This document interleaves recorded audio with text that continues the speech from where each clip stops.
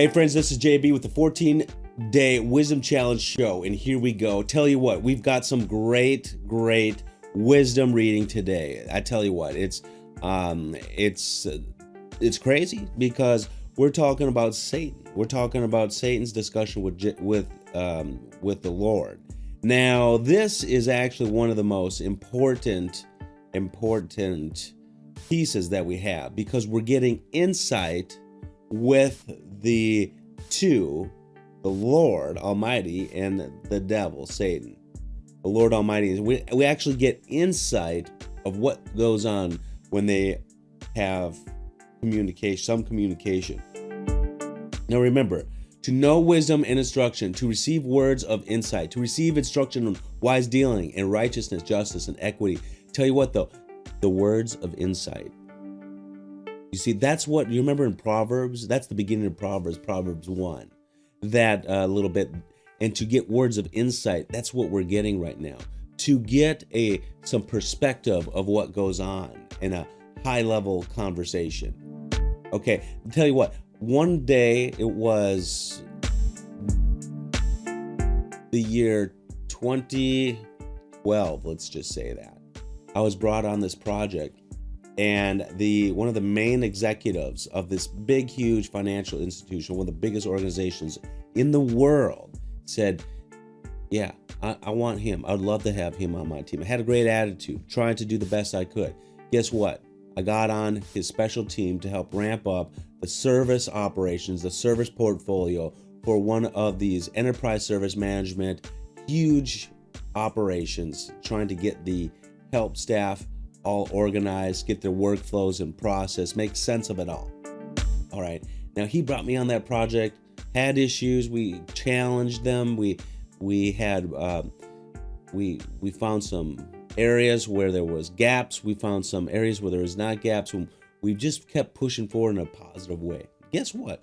He brought me on the next project too. And I tell you what, he brought me under his wing and he brought me into all of the high-level executive meetings, giving me this insight that I never had before. Not with these people, not their high levels, with their type of money.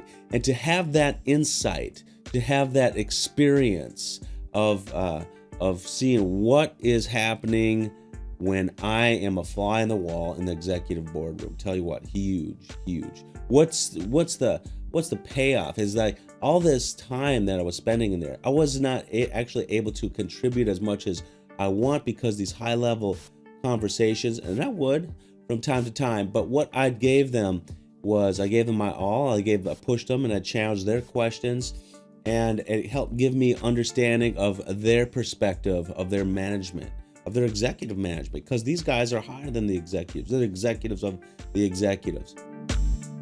And when I got that, it brought me light years from where I was when it came to knowing why people were making certain decisions and why they couldn't make the decisions they could or whatever. Now, that was huge for me. Bring it back to this. This is the Almighty and Satan actually having a conversation. We're getting this insight of their discussion. Now, let's read a little bit because we don't have a little bit to read. So let's read a little bit, see what we get. Now, there was a day when the sons of God came to present themselves before the Lord, and Satan also came among them. Okay? Satan also came among them. And what did he say?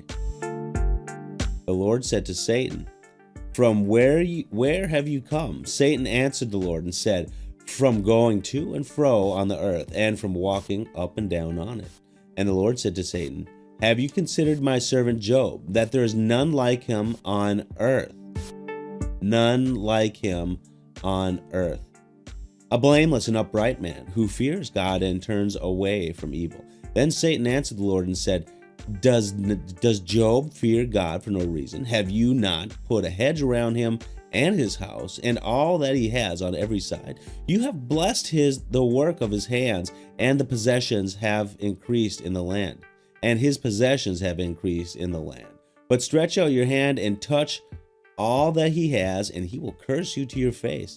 And the Lord said to Satan, "Behold, all that he has is in your hand. Only against him do not stretch out your hand." So Satan went out from the presence of the Lord. So essentially he said, go ahead, give it a shot. But don't touch him, because we're going to really see if he is faithful. It's the big test. It's the big test. And you know what? What the crazy thing is that Satan actually challenges God's word. He said that there is none like him on earth, a blameless and upright man who fears God and turns away from evil. Blameless and upright, fears God, turns away from evil. And what happens? Satan's challenging that. He's challenging the man, the boss, the creator, the perfect being.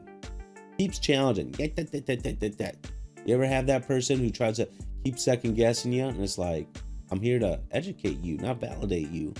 Okay, so the Lord begins his process of educating him. Now, what becomes of all this is to follow, of course. But isn't it great that the Lord actually gives us this insight? There's very few. I don't think there's one more point where the Lord, except for Jesus when he's tempted in the wilderness, but besides that, sort of a call out between Satan and God, where God just basically says, Satan, I'm not sweating you. I'm not in fear of you. I rebuke you. I'm not railing accusation. You just are who you are, and you're not going to change. And he just gives him a path. Let's test this thing. You almost wonder if he's trying to persuade Satan to just step in line. Maybe is it possible for an angel to ask for forgiveness if they've fallen? I don't know. But he seemed to cause so much ruckus. It's like almost a foregone conclusion that there will be no plea from Satan for forgiveness. So the question is moot. But the fact is that it's interesting that the Lord even has the grace to entertain these sorts of things. But what becomes of this is the record becomes of this. While God has nothing to prove to Satan, really, truly, but what he does have is to share with us in the world how this one who is blameless and none like him on earth, upright man, Job, how he can be a testimony for people for years. I understand Job as being the oldest book of the Bible. Now, I'm not positive on that, but I think that's true. So if that's true, think about the blessing that people have had from just this whole story. And Satan thought he was going to cause them trouble. And God said, guess what? You thought he was going to cause trouble. What you did is I've used that for the goodness of my people throughout all time, so that they can read this record of the report and understand more about me to get more insight. My friends, you remember what we got to do. This is the 14-day Wisdom Challenge show. We're here to get wisdom. We're here to get insight. We're here to get understanding and discretion. Let's get it. Get it now. Let's do this. Come on.